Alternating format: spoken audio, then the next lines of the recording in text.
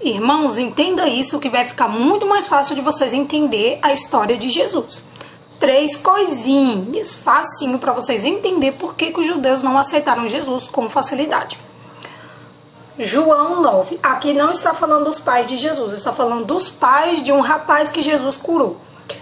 João 9, 22, seus pais disseram isso porque temiam os judeus, porquanto já os judeus tinham resolvido que se alguém confessasse ser ele o Cristo, fosse expulso da sinagoga.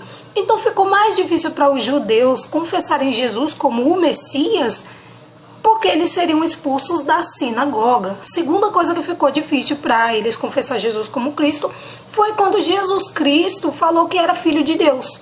Eles falaram, como assim filho de Deus? Então ficou muito difícil porque as escrituras dificultavam essa parte paternal de Deus com o Messias que eles estavam esperando.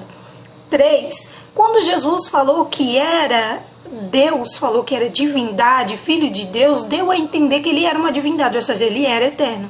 E eles não quiseram entender essa história de Jesus encarnar como um Deus. Eles poderiam aceitar que Jesus era um profeta, um enviado de Deus, mas que ele era um Deus, que ele encarnou numa virgem, essa virgem deu luz a ele, e ele estava aqui para morrer pelos nossos pecados. Eles não iriam comprar essa história. Então é por isso que ficou mais difícil ainda.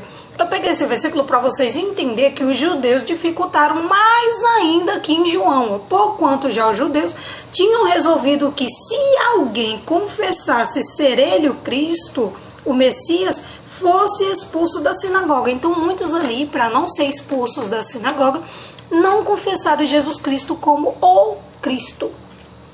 Tá vendo? Vai ficar muito mais fácil para você ler a história de Jesus e entender o ponto dos judeus sabendo disso.